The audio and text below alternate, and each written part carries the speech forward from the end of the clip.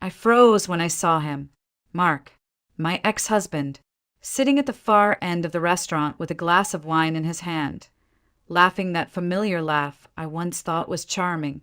For a second, I couldn't breathe, as if the world had gone silent, and all I could hear was the thumping of my own heart. The place was elegant, full of warm light and low music, and I had walked in expecting a quiet dinner with Ethan, my colleague who'd become one of the few people I trusted since the divorce. But the moment my eyes landed on Mark, all the air seemed to vanish. His back was straight, his suit perfectly tailored, his hair combed the same way he used to before every business meeting. He looked exactly like the man I had married, and nothing like the man I had left. Ethan noticed my stare and leaned closer. "That's him, isn't it?" His voice was low, almost cautious. I swallowed, forcing a nod. "Yeah, that's Mark." Ethan's eyes softened. "Do you want to leave? We can go somewhere else." I shook my head. "No, I'm fine." But I wasn't fine. My palms were damp, my chest tight.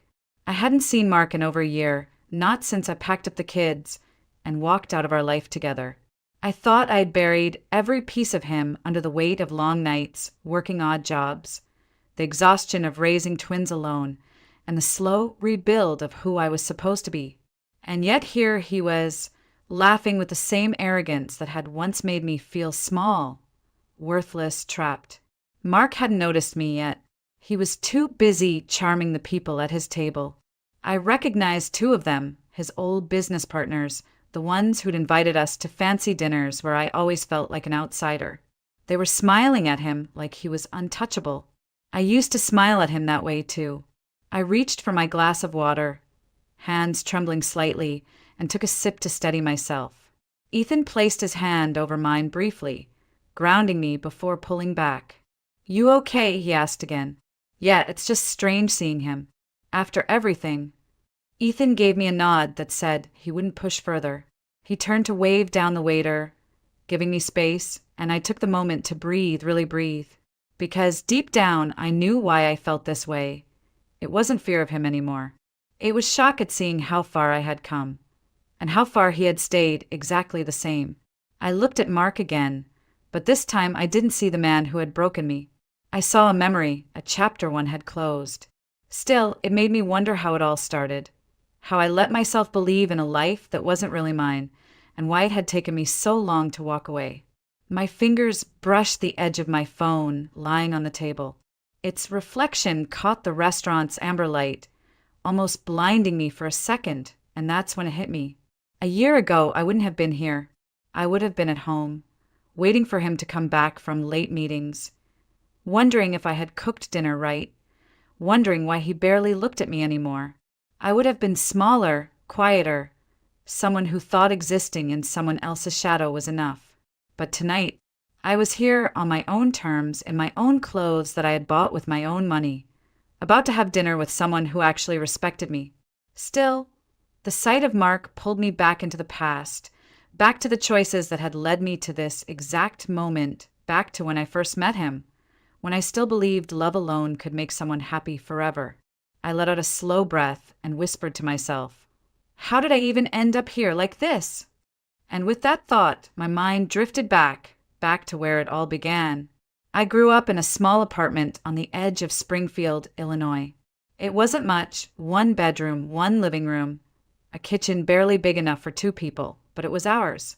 Just me and my mom. She worked as a receptionist at a local clinic, often coming home late with tired eyes, but a smile that never seemed to fade. We didn't have much money, and I knew that early on. There were weeks when dinner meant macaroni with canned tomato sauce, and our idea of dessert was toast with sugar sprinkled on top. But my mom never made it feel like we were poor. She made it feel like we were safe, like the world outside our little apartment couldn't touch us. She used to tell me, "Ava, you don't need the world to hand you things. You just need to know what you want and work for it." And I believed her. From as far back as I can remember, I loved languages. I would sit by our small window, watching the highway lights in the distance, repeating random words I found in library books. Spanish, French, even bits of German. Words fascinated me. how they could mean the same thing, but sound completely different depending on who said them. By the time I was in high school, it was clear. I wanted to be a translator, someone who could take words and connect people who didn't even share a language. It felt powerful, like a kind of magic. That's how I met Professor Richard Cole. Well, met is a strong word at first. He was a guest lecturer at our school, a tall man with silver hair and an energy that filled the room. He talked about how language wasn't just communication, it was connection. The way he explained things, you could feel how much he loved what he did. Years later, when I got into the university language program, I ended up in his class. And he remembered me. "You're the girl who asked about idioms that day, aren't you?" he said, smiling like we were old friends. He became my mentor, the one who believed in me when I wasn't sure I was good enough. He helped me get my first real job at a travel agency, translating documents and helping foreign clients. It wasn't glamorous, but I loved it. For the first time, I felt like I was on the right track, building something for myself. Back then, I was shy but full of hope. I had friends, but I didn't date much. Most of the time, I spent my evenings studying or working extra shifts. I told myself I had all the time in the world for romance after I had a stable career. My mom was proud of me. She'd say, "You're going to do amazing things, Ava." And I believed her because she never lied to me. But life has a way of sneaking up on you.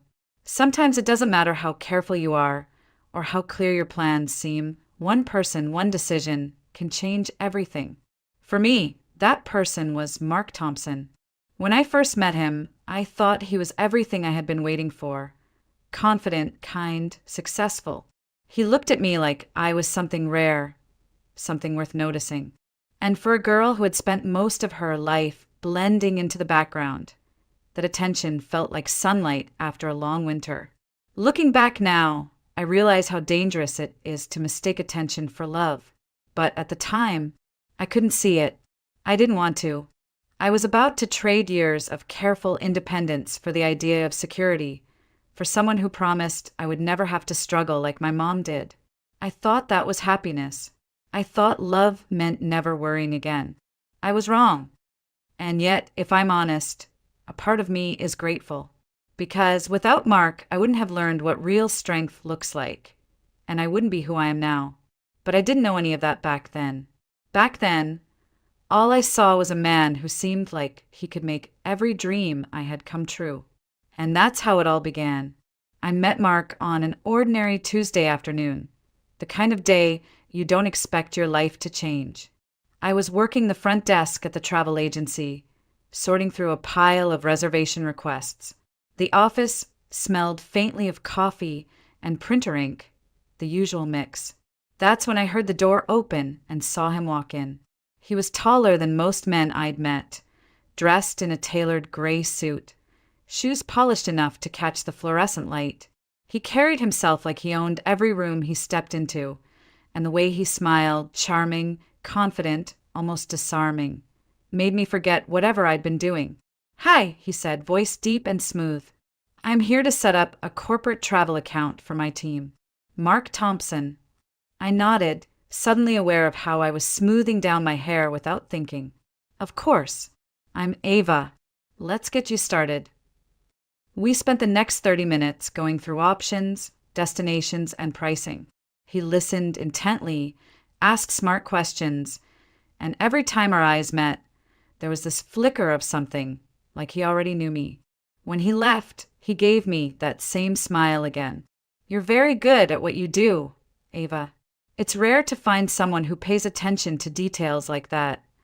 I remember blushing, mumbling some awkward thanks, and then watching him walk out the door like he belonged to another world, one far glossier than mine.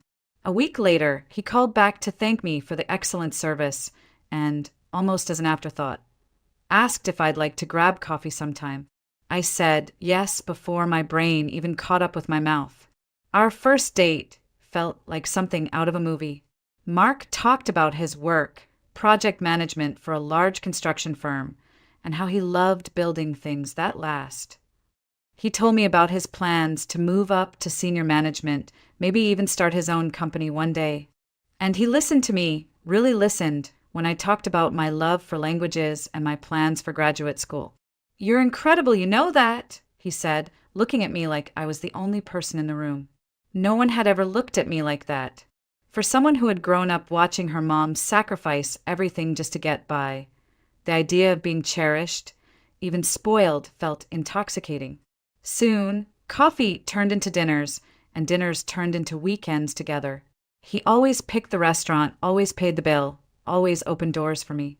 I'd never been treated like that before, and I convinced myself that this was what love was supposed to look like. Someone taking care of you, so you didn't have to worry about anything. When Mark proposed a year later, it was like something from a dream. He did it in a fancy restaurant, right in front of everyone, kneeling with a velvet box in his hand. People clapped when I said yes. My mom cried when I called her, saying, "You deserve to be happy, Ava. You deserve this." And I believed her. I believed him. Back then, I thought I'd found my safe place, my forever. I told myself love was about trust, about leaning on someone who promised they'd never let you fall. I didn't notice the little things. How Mark always had to choose the place we went, how he never asked what I wanted, but told me what I needed. I thought that was confidence, not control. I didn't see the red flags. I didn't want to. All I knew was that I felt chosen.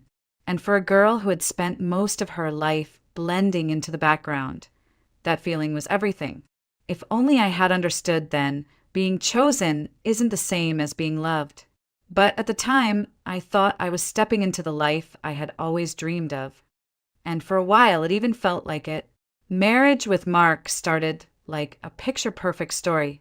We moved into his condo downtown, a place twice the size of the apartment I grew up in, with marble countertops, floor-to-ceiling windows, and a view that made me feel like I was finally living in a different world. At first, I thought I was happy. I stopped working at the travel agency because Mark said, "You don't need to worry about money anymore.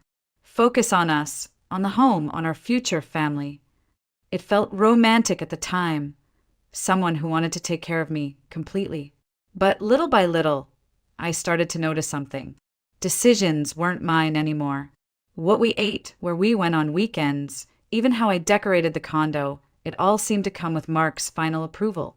If I bought throw pillows that didn't match his vision, he'd give me that polite smile and say, "Maybe return them, babe. We don't want it to look cheap." I told myself it was fine, he had good taste, right? When I got pregnant just a few months after the wedding, he was thrilled. Twins, a boy and a girl. Mark practically beamed when the ultrasound tech said, "Looks like one of each." He kissed my forehead and whispered, "Perfect. Just perfect." But pregnancy hit me hard. Morning sickness wasn't just mornings. It was all day. Some days, I could barely get out of bed. Mark tried to help at first, cooking basic meals, bringing me ginger tea, but I could see his frustration. He'd mutter things like, "My mom worked right through her pregnancy," or, "Other women don't act like it's the end of the world." I laughed it off then, thinking he was just stressed, but deep down it stung. When the twins were born, Aria and Liam, life became an endless blur of feedings, diapers, and sleepless nights. I loved them fiercely, but I also felt like I was disappearing.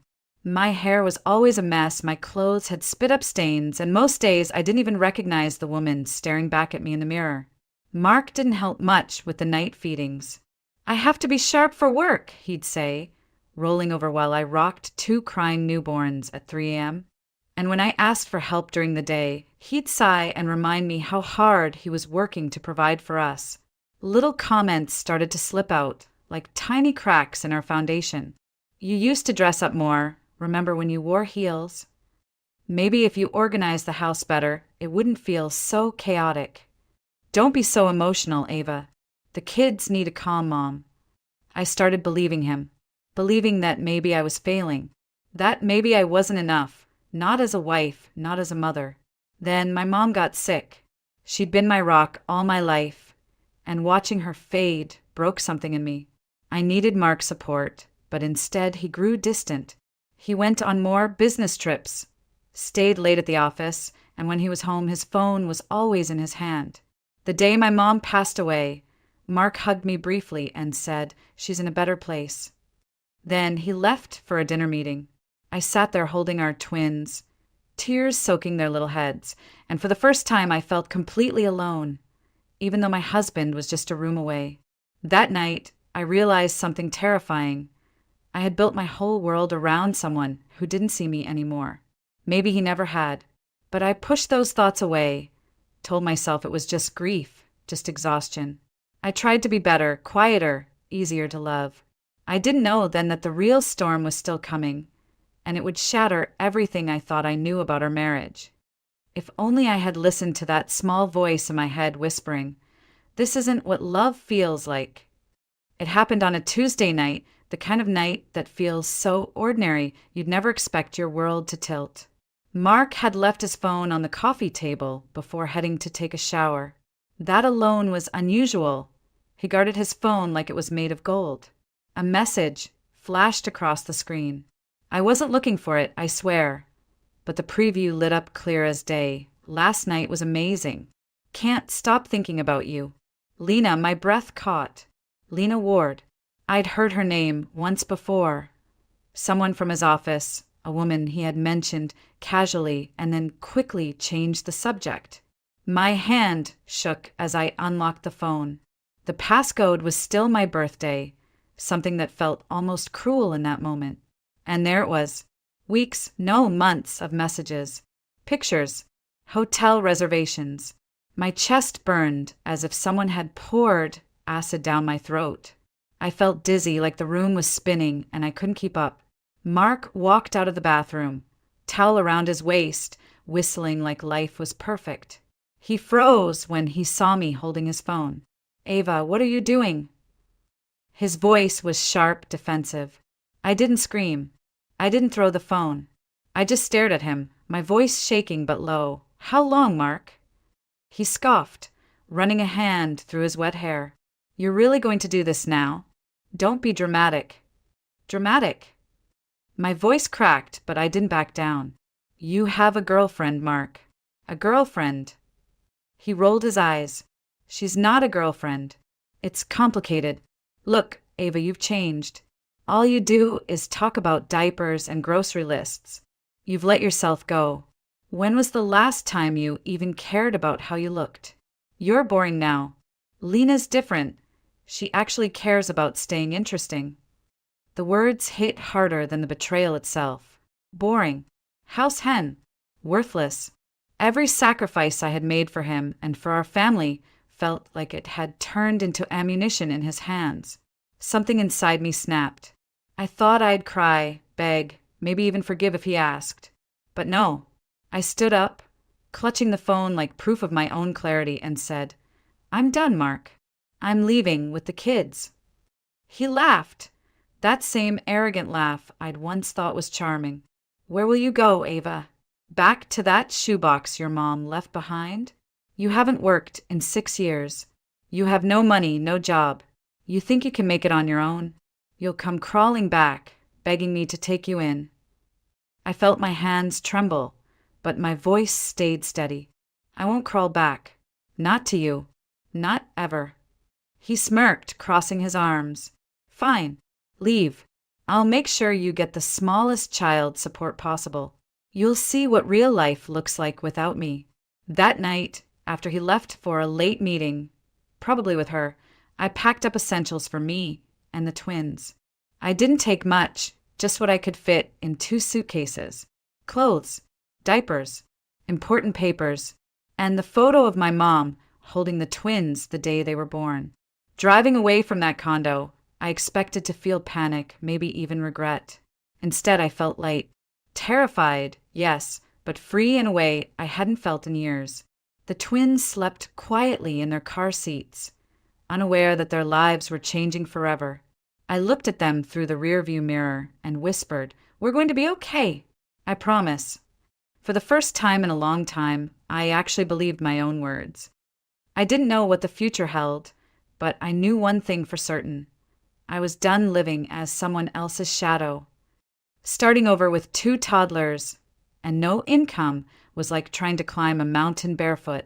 I moved into my mom's old apartment, the one-bedroom place I'd grown up in. It felt smaller than I remembered, but it was ours. Arya and Liam were too young to understand why their cribs were in the same room as my bed, why the toys they loved so much were now stuffed into one corner of a space barely big enough to breathe.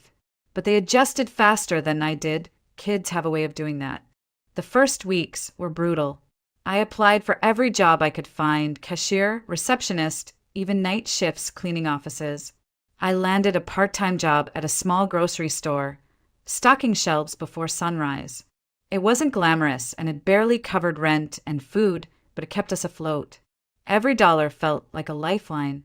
There were nights I cried quietly in the bathroom, not wanting the twins to hear. I cried for the life I thought I had, for the woman I used to be, and for the fear of what might come next. But every time I stepped out of that bathroom, I forced myself to smile, because they needed me strong, even when I didn't feel strong at all. Then one afternoon, while picking up a few things at a corner shop, I heard a familiar voice. "Ava, is that you?" I turned and saw him, Professor Richard Cole, my mentor from college. He looked older, silver hair now fully white, but his eyes were the same, kind, sharp, observant. "Professor Cole?" I could hardly believe it. He smiled. "What are you doing here? I thought you'd be running some big translation firm by now." The laugh that escaped me sounded more like a sigh. Life happened. Kids, marriage, divorce. His expression softened. "I'm sorry, Ava. Truly. But you were one of my best students. You have a gift. You still translating?" "Not really. I've been busy surviving." He nodded slowly, then pulled a card from his wallet. "Call me. I have a friend who runs a translation business. Remote work, flexible hours. I think they'd love someone like you." I took the card, not daring to hope too much. But that night, after the twins went to bed, I stared at it for a long time before finally sending an email. By morning, I had a response. By the end of the week, I had my first freelance translation assignment. It was small, just translating a short business proposal from French to English. But when I hit send on that completed file, I cried. Not from sadness, but from relief, from pride. For the first time since leaving Mark, I felt capable again. The twins noticed, too. Arya drew a picture of the three of us with big smiles and taped it to the fridge. In shaky preschool handwriting, she'd written, "We love you, Mom." Liam brought me a bunch of wildflowers he'd picked from a sidewalk crack and said, "For you, Mommy, because you work hard." I kept those flowers in a glass cup for weeks, long after they dried, because they reminded me why I couldn't give up. The freelance work grew slowly but steadily. Some days I translated menus, other days business contracts, and eventually I started teaching beginner Spanish online for extra income. It wasn't glamorous, but it was mine. Every paycheck, every thank you from a client, stitched me back together piece by piece. One night, I stepped onto the balcony, looked at the city lights, and whispered to myself, "We're going to be okay, better than okay." And for the first time in years, I believed it. I didn't know then that life had another twist waiting for me, one that would bring me face to face with Mark again. But this time, I'd be a completely different woman. A year can change everything. When I walked into that restaurant with Ethan, I wasn't the same woman who had packed up 2 suitcases and cried behind a steering wheel. I had my own income now, steady freelance work, a growing list of clients, and even a small emergency savings fund. The twins were thriving, and so was I. But seeing Mark again, it was like standing in front of a mirror that showed 2 versions of my life, the one I had and the one I'd walked away from. Mark sat at the far end of the room, laughing a little too loudly, gesturing with a glass of wine like he was still the star of his own show. His friends, business partners, by the look of it, nodded along, pretending to be impressed. It was the same performance he'd given countless times when we were married. Except now, I wasn't part of the audience. I felt Ethan's hand briefly touch mine under the table. A quiet question. "You okay?" I gave him a small smile. "Yeah, I'm okay." And I was. A waiter approached our table. "Ms. Thompson, Your table is ready upstairs. We've reserved a private room for you." Mark's head snapped up at the sound of my name. His eyes found mine, and for a moment he froze. I saw recognition, then disbelief. He stood, almost knocking over his chair. "Ava." I hadn't heard him say my name in over a year.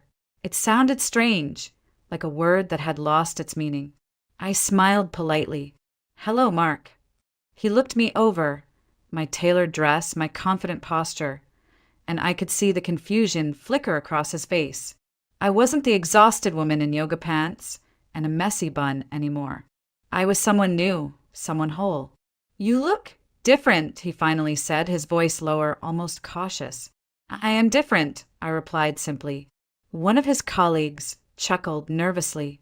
"Mark, are you going to introduce us?" But he didn't.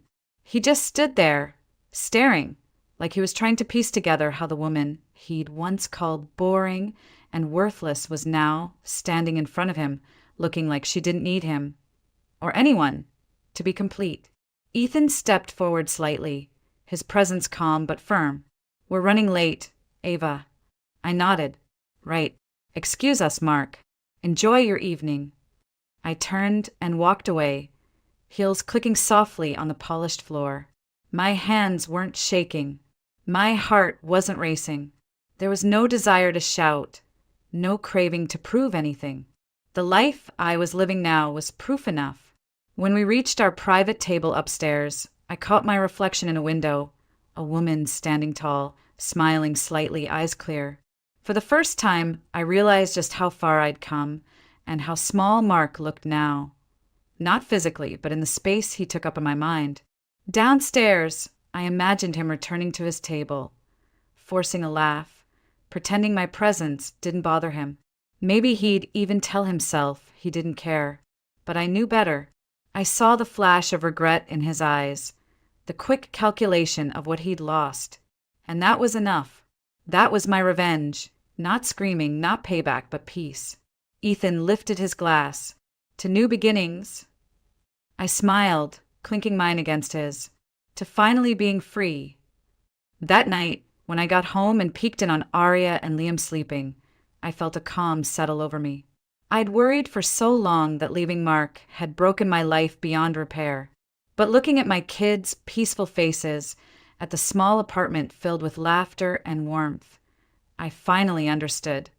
Leaving him hadn't broken me. It had saved me.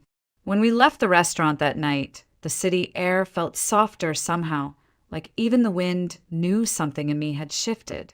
Ethan walked me to my car, offered a warm smile, and said, "You did great in there, Ava." I laughed quietly. All I did was say hello. "Exactly," he said, eyes steady on mine. "You didn't flinch. That's not the Ava I met a year ago." He was right. A year ago, I would have avoided Mark, ducked behind a menu, maybe even left the restaurant entirely. Tonight, I'd faced him with calm certainty, not because I wanted to prove him wrong, but because I didn't need his opinion anymore. Driving home, I thought about everything that had led me here. The heartbreak, the fear, the exhaustion of starting over. There were so many nights I thought I couldn't do it, that maybe Mark was right and I'd end up crawling back. But each time I wanted to give up, I remembered the look in my children's eyes, how they relied on me, believed in me, even when I didn't believe in myself. When I got home, I checked on the twins. Arya was curled up with her favorite stuffed rabbit, and Liam had one tiny hand stretched across his pillow as if reaching for someone in his dreams. My chest ached, but not from sadness. This was gratitude, pure and overwhelming. I sat on the edge of my bed and let the silence wrap around me. It wasn't the silence of loneliness anymore. It was peace. A year ago, I thought leaving Mark meant losing everything. Security, love, stability. But standing there in my little apartment, I realized I'd gained more than I ever lost. I had freedom. I had a career built with my own two hands. I had children who were growing up in a home filled with love and laughter, not control and contempt. Mark had been wrong about me. I wasn't weak. I wasn't boring. I wasn't worthless. And I didn't need to tell him that. My life now was proof enough. The next morning, Arya woke up early and climbed into my bed, pressing her little hand against my cheek. "Mommy, can we make pancakes today?" The smiley face ones. I kissed her forehead. "Of course, sweet girl. Pancakes it is." Liam stumbled in behind her, hair sticking up in every direction, mumbling, "Extra syrup, please." I laughed, pulling them both into my arms. Deal. We made pancakes together, a mess of flour and giggles, and I realized this was happiness, not some grand gesture or perfect life someone else handed me, but small, everyday moments I built myself.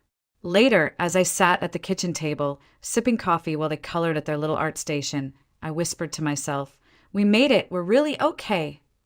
No, we were better than okay. That night at the restaurant had been my closure. I didn't need revenge in the way I once imagined. I didn't need Mark to admit he was wrong, or to beg for forgiveness, or to see me succeed. The real revenge was simply this: living a life so full of love, peace, and purpose that his absence wasn't a loss at all. I thought about what I'd say to anyone standing where I once stood, scared, lost, convinced leaving would destroy them. I'd say, "You're stronger than you think. You are worth more than someone else's approval. And sometimes losing what you thought you needed is the only way to find what you really deserve." As I tucked Arya and Liam into bed that night, I felt something I hadn't felt in years, a deep, unshakable hope. And I knew, whatever the future held, we'd be just fine. Because I had finally found myself, and that was everything. The chicken was already in the oven when I heard the front gate creak open. I didn't rush to greet him. I just stood in the kitchen, silent, stirring the sauce on the stove like it mattered. I knew the steps of this night before they happened, like a play I'd memorized but no longer believed in. Tonight was our 9th anniversary. There would be roses, a toast, his speech about how far we'd come, and there would be lies thick in the air like the scent of garlic and rosemary. Eric stepped inside like a man who had nothing to hide. "Smells amazing," he said, kissing my cheek like he hadn't handed over our lake cabin to a 25-year-old woman 3 weeks ago. I smiled. I said thank you. And inside, I watched the entire illusion burn. I'd found the deed purely by accident, a bank alert I never unsubscribed from, tied to the joint account he'd forgotten existed. One click opened a portal I couldn't unsee. There it was, a transfer of property from Eric Grayson to a name I'd never heard before, Sierra Monroe. No explanation, no apology, just Sierra's name and our cabin, and the date stamped 3 weeks prior. The next 7 days were the longest performance of my life. I said good morning. I packed his lunch. I nodded when he spoke about business and pretended I didn't notice his phone lighting up at odd hours. But I was watching, recording, preparing, and tonight was my finale. I'd invited everyone, his parents, his brother, my sister Emily, even our old neighbors who thought we were the perfect couple. The dining room was dressed in gold and candlelight. A cake waited in the fridge with 9 years strong, piped in blue. And Eric, oblivious as ever, had bought me a necklace I would never wear. He didn't know that inside my closet beneath the winter coats was a slim folder wrapped in ribbon. It contained a printed copy of the property transfer, a notarized certification of authenticity, and screenshots of his messages to Sierra, the ones where he called her my wild escape, and me the cold draft back home. I wasn't angry anymore. I wasn't sad. I was ready. Let them toast. Let him beam. Let everyone believe in the dream. For one last night. Because when I handed him that folder, nothing in this house would ever be the same again. Eric raised his glass like a man who thought he was still adored. "To 9 years of love," he said, eyes flicking around the table, gathering approval like applause. "To the woman who stood beside me through thick and thin."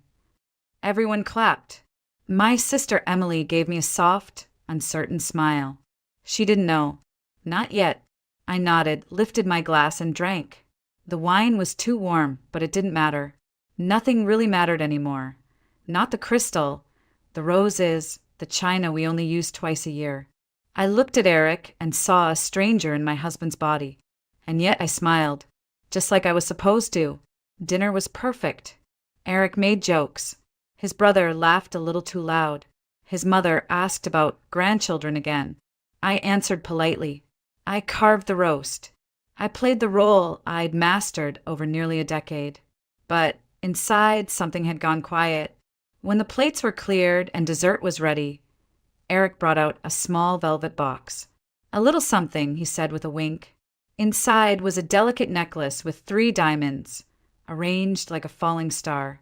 Past, present, and future, he whispered. I let him clasp it around my neck. I let him believe it meant something. Then I reached under the table and pulled out the envelope I'd tucked beneath my chair. My voice was calm when I spoke. I have something for you, too. He blinked. You do? I nodded and handed it to him. Open it. He smiled, expecting a love letter or maybe tickets to somewhere warm. But the moment he unfolded the first page, I saw it. The flicker in his eyes. Confusion. Panic. Then stillness. What is this? He asked, too low for the table to hear. You tell me, I replied. He flipped through the pages. His hand trembled. Across from him, his father noticed the change. Eric. But Eric didn't answer. He just stared at the photo tucked in the back, the one of Sierra Monroe, standing barefoot on our cabin porch, holding a mug that said, Property of Eric. Gasps started like a ripple. Emily reached for my arm. His brother leaned forward. Someone whispered, Is that the girl from his office? I stood. My chair scraped softly across the wood floor. Thank you all for coming, I said, still calm. That's all I wanted.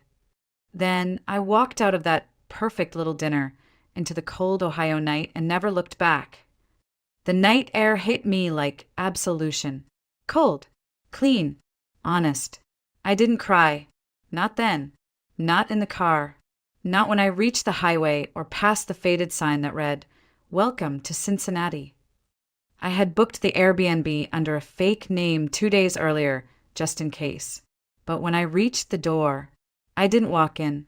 Instead, I turned left and rang the bell of a small blue house with a crooked porch light. Emily opened the door in flannel pajama pants and a sweatshirt that said Tired Mom's Club. She looked at me for a long second, then stepped aside. Tea or tequila? She asked. Both, I whispered. We sat in her kitchen until the sky turned gray. I told her everything. About the bank alert. About Sierra. About the cabin we'd built with our own hands, now registered under a stranger's name. About the necklace he'd placed around my neck like a leash. Emily didn't interrupt. Not once. She just poured more tea when my voice faltered and pushed a box of tissues toward me without a word. You're not staying in that house again, she said when I finished. You're staying here until you decide what comes next. I'm not ready to divorce him, I admitted, staring at my hands. Not yet. She nodded slowly. Then don't. But don't go back either. Not until you're ready to fight. That was the thing about Emily. She never pushed. She just cleared the battlefield and handed you a sword. The next morning, I bought a fresh legal pad and wrote his name at the top. I made a list. Every transaction I could remember. Every date he came home late. Every business trip that hadn't added up. I dug into old emails, backed up his text history to the cloud, logged into our shared Google Drive and found folders I'd never seen. I wasn't angry anymore. I wasn't even hurt. I was awake. There's a strange clarity that comes after betrayal. The silence stops being heavy. It starts being sharp, and I had every intention of cutting through the lies with it. It started with a message request on Facebook. The profile picture was blurry, just a woman standing by a lake, but the name caught my eye immediately. Maggie Hayes. I hadn't seen her in years. We were classmates in college. Lost touch after graduation. I hesitated before opening it, but curiosity got the better of me. Her message was short. I think we need to talk. It's about Sierra Monroe. My heart clenched. I called her. She picked up on the first ring. Marissa, I know this is weird, but I saw the cabin photos online. A friend of mine posted them, and I recognized the mugshot of that girl. I knew her. She dated my cousin. She's done this before. I listened in silence as Maggie unraveled a pattern. Sierra had a habit. She'd cozy up to older men, always with money, always married or recently divorced. She'd convince them to make her a business partner, then slowly maneuver them into transferring assets, co-signing documents, or funding projects that didn't exist. Maggie's cousin had almost lost his dental clinic to her. I asked for proof. Maggie didn't hesitate. She sent over screenshots, Sierra in front of another cabin, in Tennessee this time. Same pose, same mug, same smile. She forwarded text exchanges from Maggie's cousin, where Sierra used the same phrases Eric had written to me. You're the only one who sees me. With you, I can breathe. The words made my skin crawl. But the photo that broke me was one Maggie found from a real estate forum. Sierra and Eric together at a conference 3 months ago. Not in Ohio, in Miami. A trip I didn't even know he'd taken. They were laughing. Her hand was on his chest, and the caption read, Power Duo, local broker and his rising star assistant. I stared at that photo for an hour. Then I uploaded it to a hidden drive, labeled it Exhibit C, and went to bed without saying a word to Emily. The next morning, I called in sick to work and drove to a notary in downtown Columbus. A man named Harold Benton. Maggie had recommended him, said he was discreet and thorough. I need verification on these documents, I said, handing over the file. He looked at me carefully. Is this going to court? Eventually, I said, but not before he sees exactly who he tried to play. Harold gave a slow nod, then opened the file and began. I waited 3 more days before texting Eric. Just enough time for the silence to itch. Just long enough for him to wonder if I was crumbling somewhere, mourning the end of our marriage in shame. He replied almost immediately, too eagerly, as if he believed the right words could pull the strings back into place. I miss you. Can we talk? Just us. I typed back at the cabin. Saturday, 6 p.m. He arrived first, of course. The porch light was on. I saw him pacing through the window, fixing his collar, practicing his lines. When I opened the door, his smile was cautious, like a salesman checking if the client still wanted to buy. I brought wine, red, a vintage he used to save for closing deals. He took it from my hand, trying not to look surprised. This place still smells like you, he said, eyes scanning the living room like it was a memory he wanted to salvage. I thought you might never come back. I shrugged and sat on the couch. I wanted to remember what it felt like before it became hers. He flinched. That one word, hers, tore straight through the rehearsed calm. Marissa, it's not what you think. The cabin was just an investment move. Legal protection, tax stuff. Tax stuff with matching mugs. I asked, lifting one from the coffee table. Property of Eric. Before he could answer, the door opened. No knock. No hesitation. Sierra. She paused when she saw me, then smiled. Smug. Sharp. Oh, I didn't know you'd be here. Eric turned pale. Sierra, I told you to wait. Don't worry, I said, standing up. I was just leaving. But before I did, I looked Sierra in the eyes. You really think you're the first? You're just the one who got caught on paper. She tilted her head. Honey, he signed it over. I didn't take anything. No, I said softly. You conned it out of a man too stupid to know he was being played twice. She opened her mouth to respond, but I was already walking. I slipped a flash drive from my coat pocket, set it on the table, and looked at Eric one last time. That's for your records. Or the judges, depending on how you want to handle what comes next. Then I walked out, past the porch where we'd once danced barefoot under the stars, past the flower beds I'd planted myself, and never looked back. Sunday morning was colder than usual, the kind of chill that settles in your bones no matter how many layers you wear. I sat at Emily's kitchen table, sipping lukewarm coffee, while my laptop screen glowed with folders labeled Exhibit A, Exhibit B, and Recovery Plan. I'd never filed a lawsuit before, but betrayal has a way of turning quiet women into strategists. By 9 a.m., I was on a call with Maggie's cousin, Paul, who confirmed Sierra had nearly cleaned out his practice before vanishing. He gave me copies of their old lease documents, texts she'd sent asking for wiring instructions, even a voicemail where she threatened to expose him if he didn't keep funding her startup. It was all the same playbook, just a different victim. I compiled everything and sent it to Harold Benton, the notary. He reviewed each document, signed off on their authenticity, and directed me to a lawyer in Franklin County who specialized in marital property fraud. His name was Ben Hargrove. He looked like someone who'd lost sleep-winning cases for women like me. I liked that. When I walked into Ben's office Monday afternoon, he didn't ask me how I was doing. He asked me how far I wanted to go. All the way, I said. He nodded. Then let's get to work. Ben moved quickly. Within 48 hours, he'd filed an emergency injunction to freeze the transfer of the Hocking Hills property. The court responded faster than expected. By Thursday, Eric received notice that all assets tied to that address were under review, pending investigation. The look on his face when he got served, according to Emily, who'd driven by to check on the roses, was worth a frame. Sierra, on the other hand, vanished. No social media posts. No calls to Eric's office. No car in the apartment lot he'd been paying for in her name. She disappeared like smoke, leaving behind only her smug little footprints on a porch she no longer owned. I didn't celebrate. Not yet. Instead, I sat at my sister's dining room table and wrote a letter to myself. A promise. You will not settle. You will not be made small. You will speak clearly, even when your voice shakes. Then I folded it, placed it in my purse behind my ID, and waited for the next storm. The first smear came from a friend I hadn't heard from in months.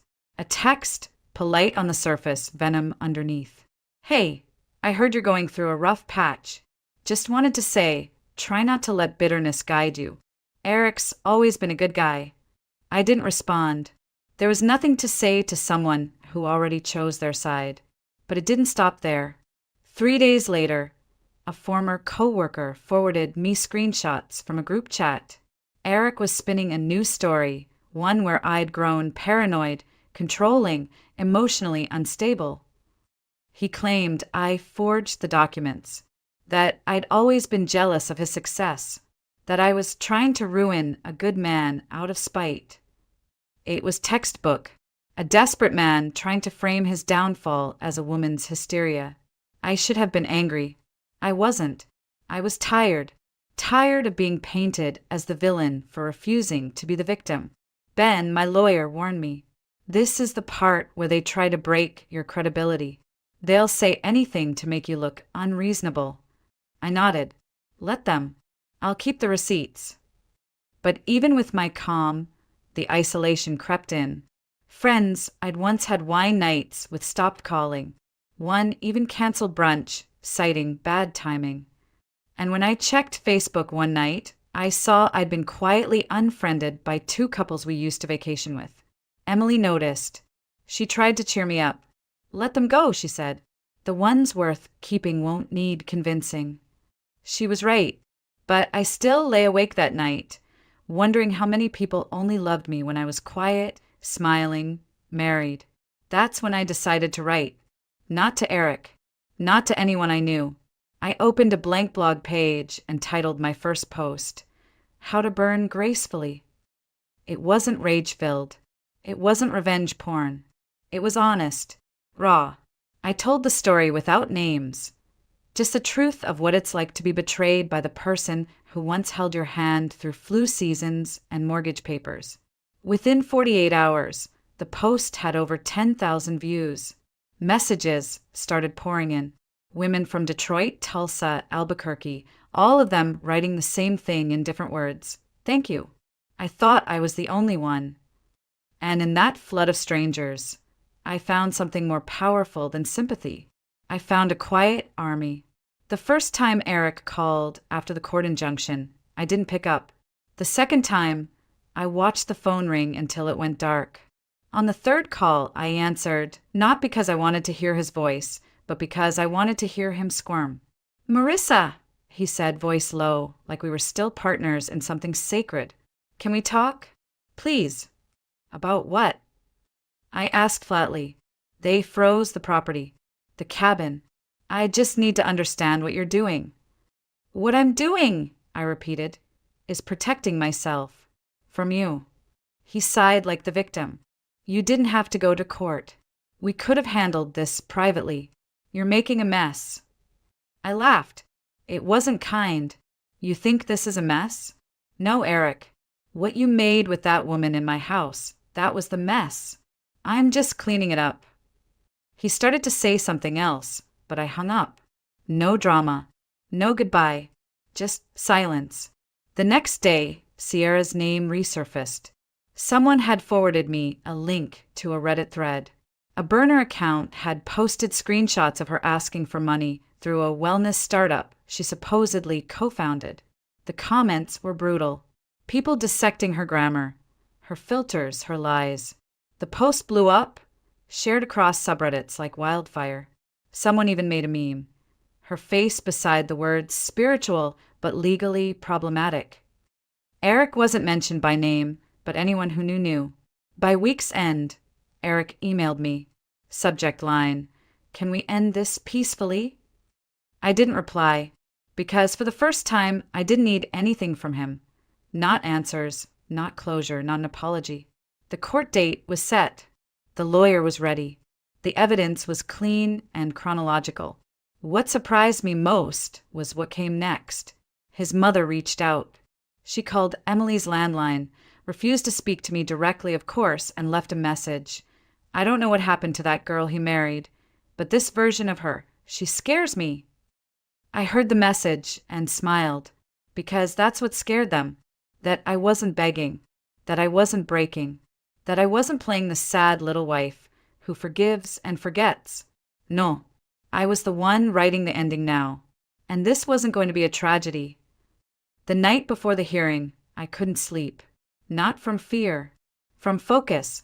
I sat cross-legged on Emily's guest bed, a yellow legal pad in my lap, flipping through every page I'd prepared with Ben.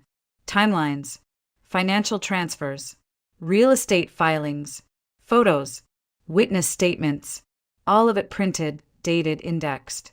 But still my hands shook a little. Emily came in quietly, carrying 2 mugs of tea. She didn't ask if I was okay. She just handed me the cup and said, "You don't have to prove you're right. You just have to stand still while the truth does." That helped.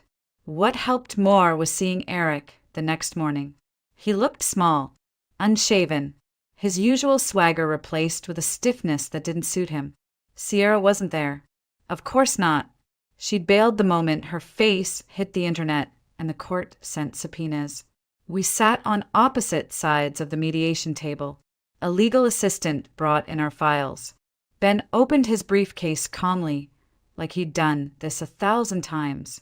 Eric had someone new, a younger lawyer who tried to smile like this was just a minor disagreement between adults.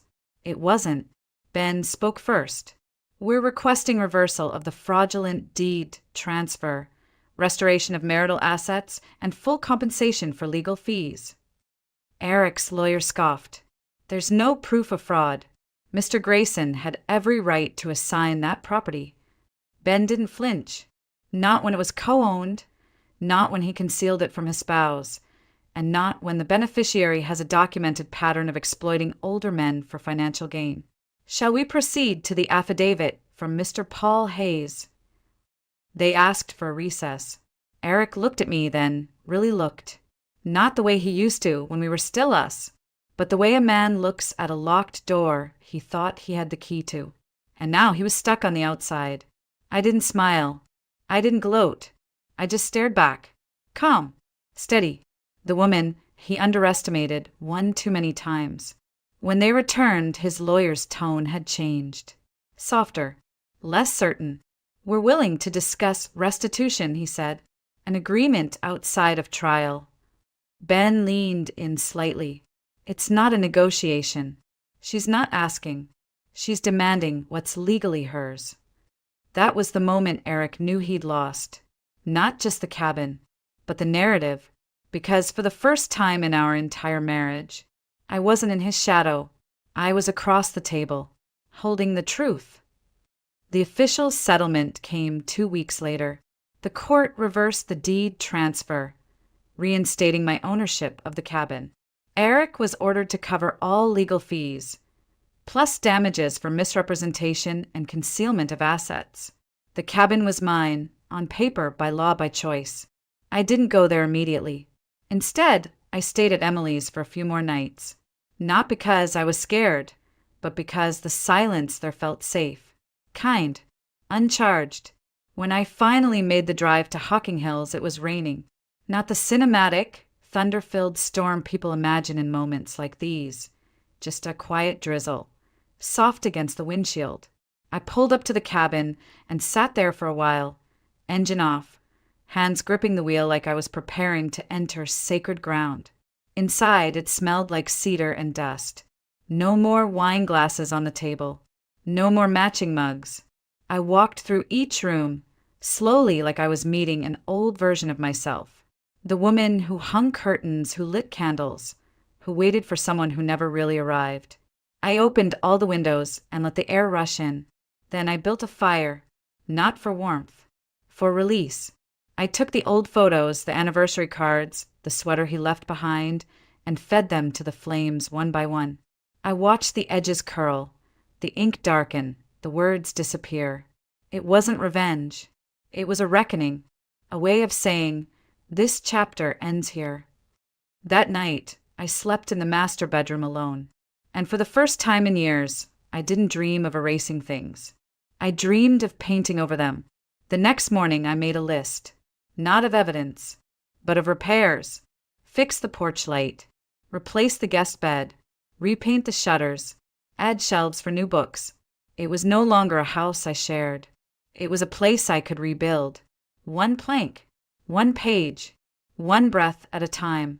When Emily called to check in, I told her, "It's quiet here, but it doesn't feel empty." She paused for a moment before replying, "That's because it's yours now, fully." And she was right. The silence was no longer something I endured. It was something I owned. 6 months passed. The leaves turned amber and gold in the hills, and the air carried that crisp promise of autumn. Change, quiet, peace. I stood on the porch of the cabin one morning, cradling a mug of coffee, watching a deer move silently through the trees. The cabin didn't just look different, it felt different. Lighter, like it had exhaled. Inside, the walls were painted pale sage. I'd replaced the old couch with a second-hand leather one, brought in bookshelves, new curtains, and a record player that crackled softly in the evenings. I'd planted herbs in the kitchen window, learned how to make bread from scratch. I wasn't running anymore. I was rooting. Some nights, I still thought about Sierra, where she was if she'd moved on to the next man with a cabin and no spine. I thought about Eric, too. Whether he'd learned anything, whether he missed control more than he missed love. But the thoughts didn't hurt. They passed like distant cars on a country road. I didn't chase them. I'd gone back to work part-time, consulting for a nonprofit that helped women rebuild their finances after divorce. It wasn't flashy, but it was honest, and it gave me a reason to get out of bed that had nothing to do with survival. Sometimes I still saw my old name on mail. Marissa Grayson. I didn't hate it, but I didn't wear it either. I was just Marissa now. No attachments. No prefixes. One afternoon, I found the letter I'd written to myself, the one I tucked behind my ID during the worst of it. I unfolded it, reread the lines slowly. You will not settle. You will not be made small. You will speak clearly, even when your voice shakes. I smiled. Then I wrote a new one. You will build without permission. You will love without apology. And you will never again hand over your peace just to be seen as polite. I didn't need to post it anywhere. I didn't need to prove anything anymore. Because sometimes revenge isn't loud. It's a woman drinking coffee in her own home, surrounded by books she chose, music she loves, and silence that no longer feels like punishment. That's how healing sounds. It's quiet, but it echoes.